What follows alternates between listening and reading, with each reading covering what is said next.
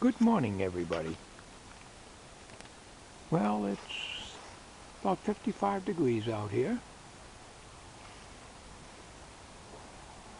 We're going to be doing part 14 of Motorizing my uncle. And we're going to be showing you, I had to split the video clip up. Part 13 would have all been one, but it would have been well over half an hour. Actually, it was 45 minutes long. Couldn't do that. It'd be almost 2 gigs by the time we try to get it up there. It'll take half the damn day. Anyways, we are going to show you what we have done, mounting speakers and so forth, and then we're going to proceed to work on the safety switches for Mr. Afflockett. Mr. Afflockett is very patiently waiting to come out, so let's not keep him waiting. The only places I can mount the speakers are right here, and here. And basically they're going to be under the arms, but there's no other room in here. I'm not going to cut into the chest. There's way too much padding in there. Here it's got padding, but it's cardboard, so I can cut through that. There's particle board here, so this is going to be hard to get in here, but I'd like to use these speakers because these are really nice. You know, these would be the only place. So we'll do that off camera, of course, and when I get them mounted, you'll see the end result. Alright, he's got a hole in him, alright. 2 1/8 inch hole saw is the only one I have. I don't have anything bigger than that. Oh man. We'll just put a little screening over that like I did on the front speaker. Alright, he's got a hole in his left side now. And that came out pretty smooth too, so that's good. These are really the only 2 spaces I can put anything, because you know, I'd have a major job cutting through the front of that again, because there's a lot of padding and stuff to shape it right. Here it's just cardboard because it's under the arms. But what I'll probably do is take some of that 1/4 inch mesh, put it over there, just to keep the speaker from getting damaged. The speaker is 2 1/2 inches, so the foam surround may buzz against this, but that's the biggest hole saw I got. Okay, hopefully in focus.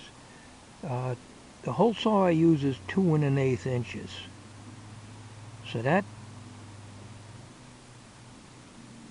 just covers the cone area, not the foam. What we really need is a hole about 2 1/2 inches would have been safe.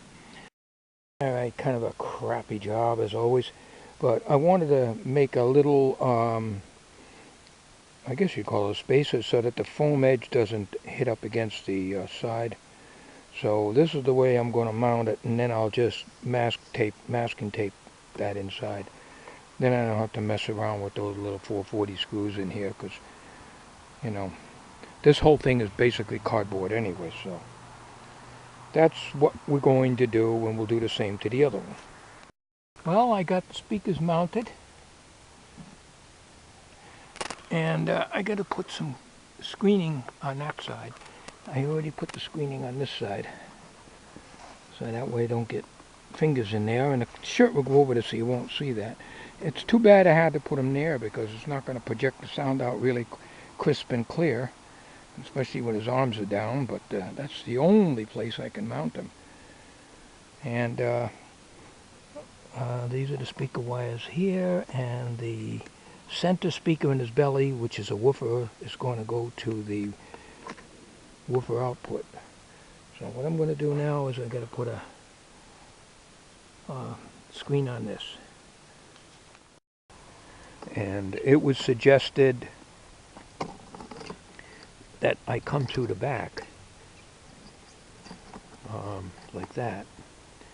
I did not realize when John made the split it that he thought I was going to be coming from the back, which is a very good idea, but it's so much crowded, it's such a crowded area here that it was easier for me to work over here.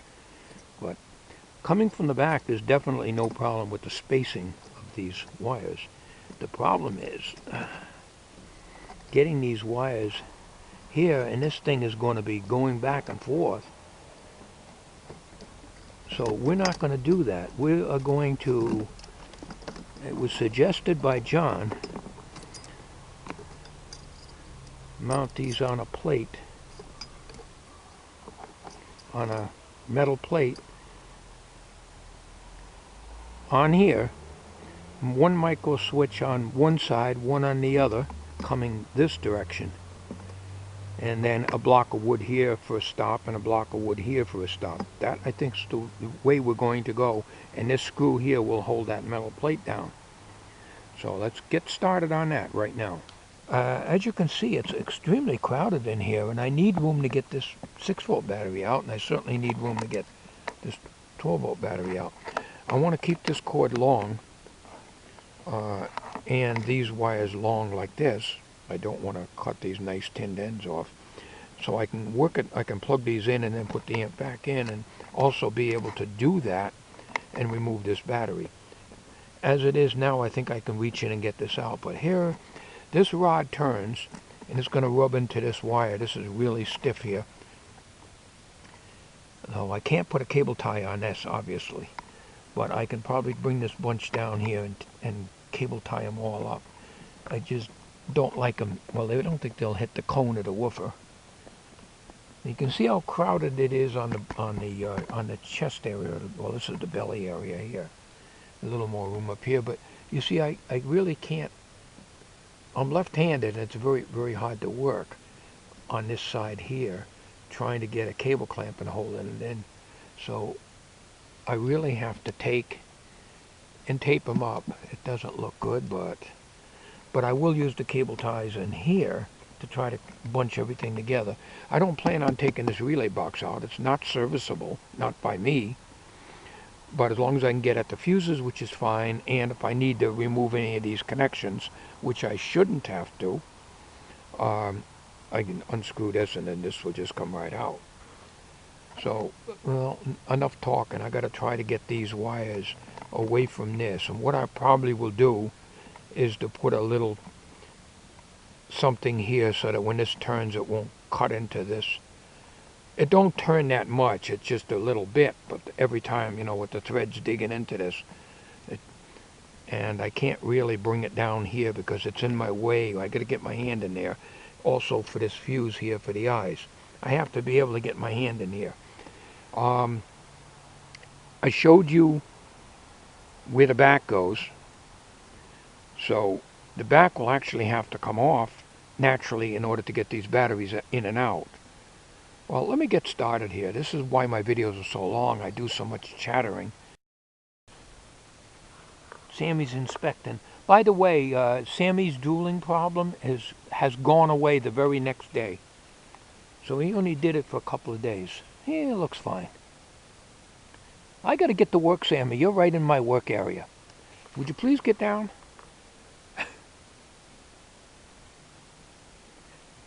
Thank you. Alright, I put a piece of Teflon tubing right over the top of this, so when this turns, this will, won't hurt this wire. What I'm going to do is just put a little electrical tape on here, and probably up here too, just to keep it so it doesn't drop down. That's all. I just slid it with a razor blade down the middle. So that's what we'll do. We'll do that off camera. So now I don't have to worry about this wire getting chewed through with the threads as this thing is turning, because I can't push this over anymore. It's pretty rigid. You can see it's moving the box. So I got a cable tie here to hold things together, and I can still get at my battery, and I'm going to secure the battery better. But right now, this is all, I'm working as I go along. And then I'll take and bring this up and make sure. I guess this will add a little resistance, but it ain't going to matter probably. And somehow get this up onto here. Just leaving this loose like this should be okay, as long as it don't interfere with the mount trigger. because this here is the I wire here, and I'm just letting that lay loose so it can turn too. So we're going to get to work on this. Alright, I made up a metal tongue which is going to be bolted here. Has a cutout in here so it sits in here and it won't move. One micro switch will go here, the other one will go over here, and the tongues will not stick out beyond this, and it'll enable to hit the block of wood on here and here, and that should work. As you can see, the wires are going to be kind of a mess in there, but there's not much I can do about that. That's just the way it is. Heck, if I wanted to make the body twice as big, I'd have plenty of room, but you can imagine, this thing weighs 50 pounds as it is. I'm estimating. It's pretty heavy. But alright, I'm going to get started on this. What I got, the hardest part is going to be to put I got 440 screws. I might have showed you in the video. I'm going to go using them. The hardest part is going to be to get these holes lined up, punched out into here, because my awl is too fat to go in there to make the mark. I'll figure something out. Alright, I got the holes drilled. They're very, very hard to line up and try to keep the micro switch steady. And I took a finish nail and dented and then drilled through. And we got these 440s. Now, I don't know if I showed you on an earlier video. We did a lot of editing and cut a lot of stuff out. Probably end up doing the same here on this one. But anyways, back in my shop days, I used to replace tube sockets using the good old 440 screws and nuts. And they're perfect. And I got a whole box of these things in here. A whole box of them that I got from my workshop. Different lengths. And they're perfect for going through the holes here and mounting. So I'm going to mount these micro switches on here, and then I'll go put them up into here and feed the wires through. Well, there she is. Now I can bend these a little bit once I get this mounted on here, if need be. The block can go way over in the corner here, and if they're far enough over, I can probably just leave these just sitting straight out. I don't think, because I got to run this up underneath. You know, I pulled it out so I can work on it. As long as these fingers don't stick out more than the edge of this rod here, it should be fine. Right. Well, that's how I ended up doing it, like that.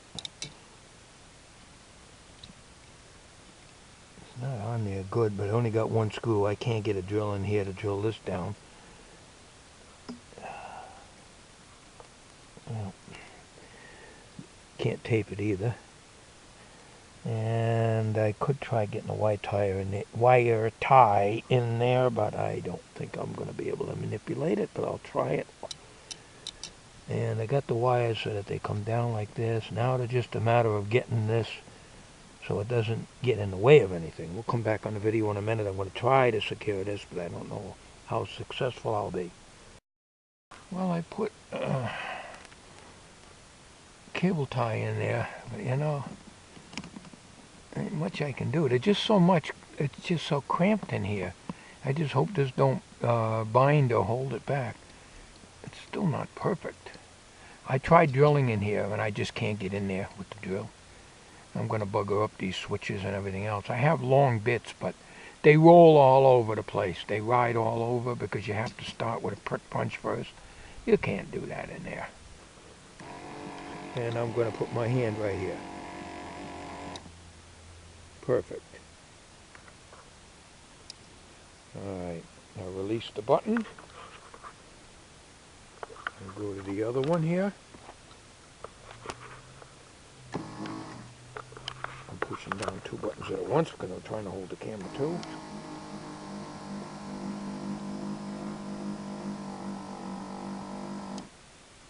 Perfect. Very, very good. Alright, I got the wires routed, but it's, you know, it's very hard. I got it loosely through the cable clamp, and it's pushed to a screw that was sticking through for the mounting of the upper speaker here. We're gonna run this here. All right, the shut off works this way, good. Okay. Now we're going to go, something was binding in here, and I think it was in the threaded rod here. Something goes clunk every once in a while, and it sounds like it slows the motor down. Now, you can see that center thing there is right up against this bolt here, but I can't refine the adjustment any more than that. It's not that bad though. Now let's see, we had to move this way out because this turn here always turned more than that because of the motor. I wasn't able to use any threads in this area. So basically my original threaded rod was the same. Basically I was only good to about here. But on this side, I can go way over. You can see how much more room I got on the threaded rod, and if you look at this here, it's got a long way to go before it hits this bolt that goes through here. Okay, she's almost going to hit that now, but look how much room I got. Okay, she just stopped. Okay, that's perfect. And there's a leeway here. There's probably about an 1/8 inch more before it'll hit this. And there's a few more turns here, so that's perfect. The head is turned a little more this way than if I went this way. It wouldn't turn as much. But normally I'm sitting on his left side, so he's going to be more or less looking at me to some extent. More so. If I was sitting on the right side, which would mean that this rod would be over here, would not, his head would probably be about here instead of out here. So this is about as much as his head's going to turn, and I'm happy with that. There's a little delay when the motor's going and before it actually starts moving when you change directions. Just the way this is, I guess. And that's the way it was with my original arrangement too. So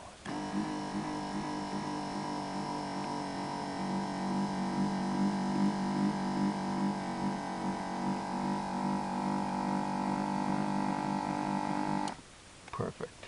Okay. Hitting the wrong one here. Now you see, this is the I wire, and that comes up close too. I had to make very sure that this wire wasn't going to interfere with this. This is a lightweight wire, and it really doesn't get in the way of the mouth trigger, but this wire would cause me a problem. And I don't know if you can see that, but it's hanging there, and it's wire tied here. So thank you for watching my Uncle Dorkel, motorizing rather, my uncle, part 14. We'll catch you on part 15. I'm sure there will be a part 15.